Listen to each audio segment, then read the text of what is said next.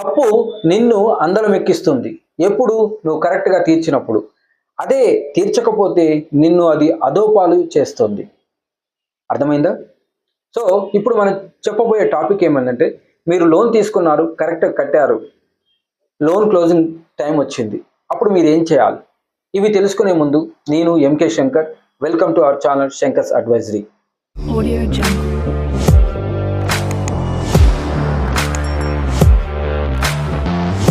మీరు గమనించారో లేదో, మనం అప్పు తీసుకునే ముందు మీకు లోన్ కావాలా అంటూ చాలామంది టెలికాలర్స్, తర్వాత బ్యాంక్ మేనేజర్స్, ఎగ్జిక్యూటివ్స్ మనల్ని కలిసి మనకు వద్దన లోన్ ఇస్తారు కదా. అదే మనం లోన్ తీర్చేసిన వెంటనే ఎవ్వరు కూడా మనకు కాల్ చేయరు. ఒకవేళ కాల్ చేయకపోగా మళ్ళీ కాల్స్ వస్తాయి, సార్ మీ లోను చివరికి వచ్చింది, మీకు టాప్అప్ లోన్ ఇస్తామండి అని. అంటే మీరు టాప్అప్ లోన్ వస్తుందంటే మీరు సక్రమంగా లోన్ కట్టారని అర్థము. ఇలాంటి కాల్ వచ్చినప్పుడు వెంటనే మీరు ఎవరైతే మీకు లోన్ ఇచ్చారో ఆ బ్రాంచ్కి వెళ్ళి బ్రాంచ్ మేనేజర్ని కలవండి. కలిసిన తర్వాత అక్కడ మీరు కొన్ని పనులు చేయవలసి ఉన్నవి, అది నేను మీకు స్టెప్ బై స్టెప్ రూపంలో చెప్తున్నాను, వినండి. మీకు ప్రీ అప్రూవ్ లోన్ వచ్చింది అంటారు కదా.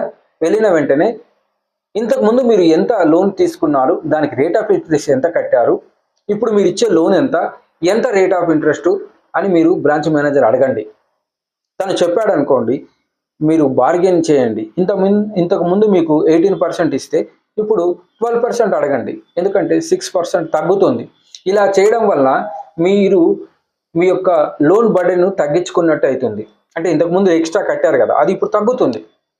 తర్వాత లోన్ అగ్రిమెంట్ను రివ్యూ చేసుకోండి. దాంట్లో ఉన్న ఏదైతే అంశాలు అన్నీ మీరు కట్టారా, వారి పరంగా మీరు కట్టాలా, విషయాలను తెలుసుకోనండి.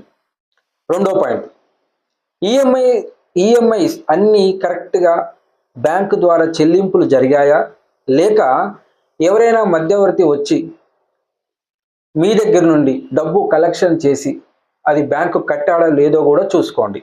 అంటే చెక్ బౌన్స్ అయినప్పుడు వారు ఏం చెప్తారంటే, మీ లోన్ అయిపోయిందని చెప్తారు, కానీ late fee charges, check bounce charges ఉంది అని మీకు చెప్పరు. చెప్పకపోతే మీరు చెప్పాను కదా బ్రాంచ్ మేనేజర్ కలవండి అని, వారి దగ్గర వెళ్ళి ఇవన్నీ అడగండి. అడగడం వల్ల మీకు రేపొద్దున్న ఫ్యూచర్లో సిబిల్ స్కోర్కు ప్రాబ్లం ఉండదు. మూడవది, late fee charges, foreclosure charges, other charges ఏమైనా ఉన్నాయా అని బ్రాంచ్ మేనేజర్ అడగండి. మీరు అవి కరెక్ట్గా ఉంటే వెంటనే మీరు ఆ యొక్క పేమెంట్ చేసేయండి. లేకపోతే వారి దగ్గర నుండి కన్ఫర్మేషన్ మీరు అడగాలి. ఓకేనా? ఒకవేళ ఉంటే కూడా మీరు మాట్లాడి వాటిని వేవర్ కింద మీరు తీసుకోవచ్చు. అడగండి, అడిగితే మీకే లాభం. నాలుగవది, ఇన్సూరెన్స్ కవరేజ్. మీరు కానీ హోమ్ లోన్ కానీ మార్టిగేజ్ లోన్ కానీ ఇలాంటి పెద్ద లోన్స్ తీసుకున్నప్పుడు మీకు వారు టర్మ్ ఇన్సూరెన్స్ పాలసీ ఇస్తారు. ఓకే, అది ఫోర్స్లో ఉందా లేదా చెక్ చేసుకోండి. చిన్న లోన్, పర్సనల్ లోన్స్ ఇలాంటివి తీసుకున్నప్పుడు మనకు తెలియకుండానే వాళ్ళు హెల్త్ కార్డ్స్ మనకి ఇస్తారు. అది కూడా ఇన్ఫోర్స్లో ఉందా లేదా చూసుకోండి. ఒకవేళ ఇన్ఫోర్స్లో ఉంటే దానికి సంబంధించిన డాక్యుమెంట్ మీ దగ్గర లేకపోతే అడిగి తీసుకోండి. ఎందుకంటే హెల్త్ పాలసీలు ఉన్నాయనుకోండి, రేపొద్దున మీరు దానిని కంటిన్యూ చేసుకోవచ్చు. తద్వారా ప్రీ ఎగ్జిస్టెన్స్ సంబంధించిన డిసీజ్ కవర్ అవుతాయి. సో ఉండడం వలన మీకే మంచిది, అది ఒకసారి చెక్ చేసుకోండి. ఐదవది, వారి వద్ద మీరు లోన్ తీసుకునే ముందు కొన్ని చెక్కులు ఇచ్చి ఉంటారు, 8 కానీ 10 కానీ 12 కానీ. అవి ఇంకా మిగిలిపోతే తీసుకోండి. వారు మీకు ఇవ్వను అంటే అవి క్యాన్సల్ చేసినట్టు వారికి ఒక పేపర్ రూపంలో చెప్పండి. లేదంటే ఉంటే ఇమీడియట్గా అక్కడే చింపేసేయండి.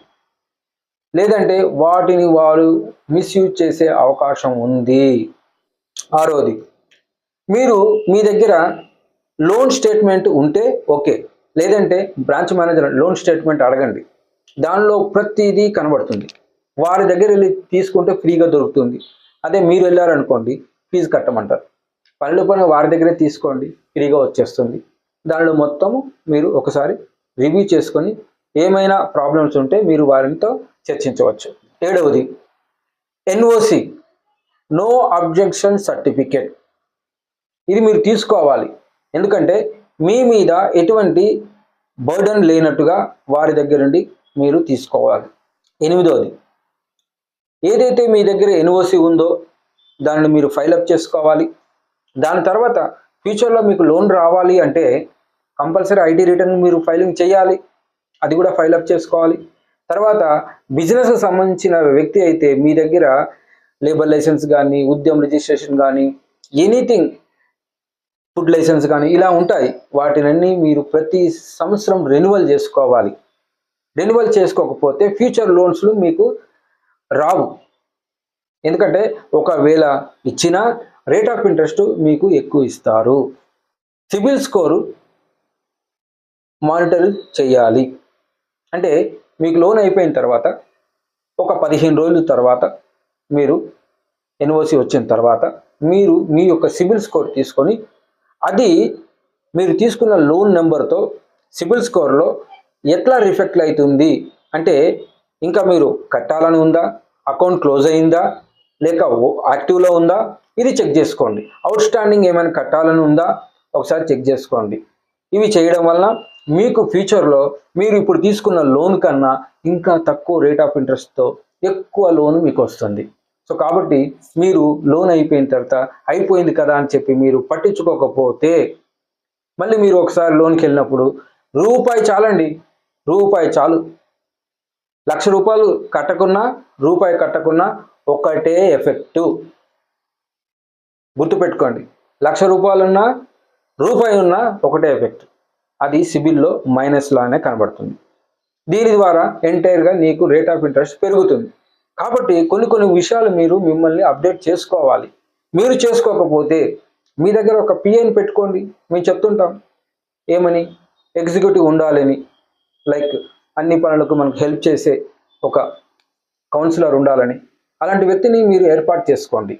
మీ వల్ల కాకపోతే మాకు చెప్పండి, మేము మీకు అలాంటి వ్యక్తులను మేము పరిచయం చేస్తాము. మనం లోన్ అయిపోయిన తర్వాత చూసుకోవాల్సి ఉంటాయి.